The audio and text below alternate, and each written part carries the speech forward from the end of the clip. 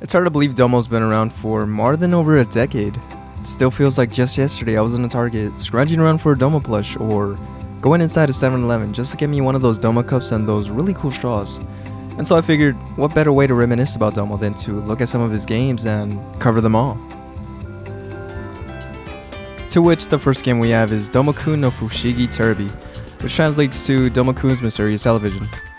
This was a Japanese exclusive that was released back in 2002 on the GBA, which was a collection of different minigames involving Domo in different scenarios. The premise goes like this.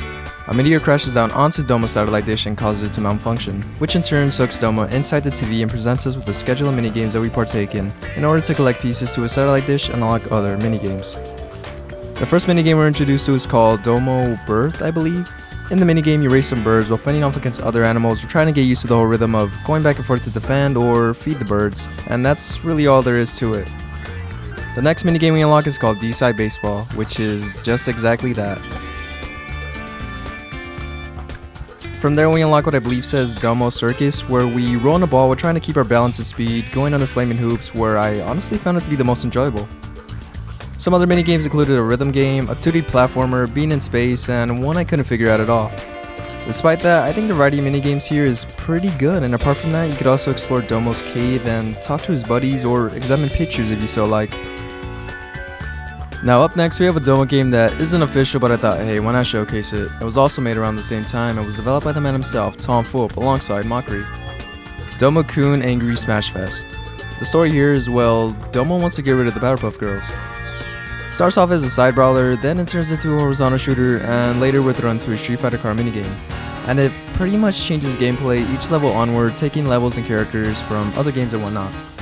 But yeah, it's pretty out there and I just had to mention it. But as we move into the DS era, a collection of 5 Domo games were released through the DSiWare service back in 2009, all of which were ports from the GBA game but ever so slightly enhanced for the DS. First up we have Pro-Putt Domo, which is your typical mini golf game where you try your best to avoid pits and obstacles with as few strokes as you can. Next in line is Crash Course Domo, a bicycle racing game that takes place in France where you put up against other opponents while trying to maintain a steady acceleration going up and down hills, and that's really all you do.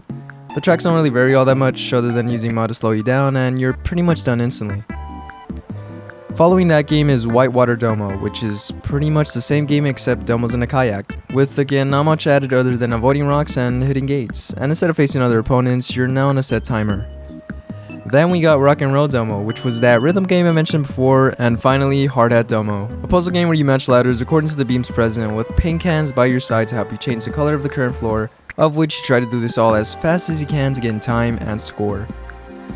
From there, on the computer side of things, a Domo game called Planet Domo would be released on Facebook back in 2010.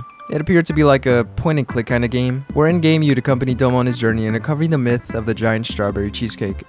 And that's really all I could find since it's long been shut down. And lastly, on mobile, we'd get our 2 final games, Domo the Journey and Domo Jump.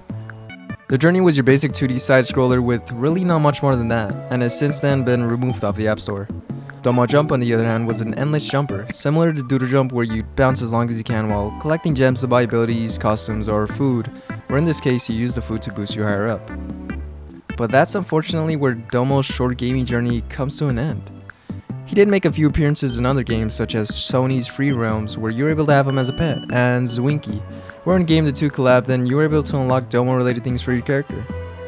Though with that, I conclude my coverage of all Domo-Kun games. If you would like to know more than games and everything else Domo, I suggest this lengthy video put together by Jack the Artisan. That is all from me, and thanks for watching.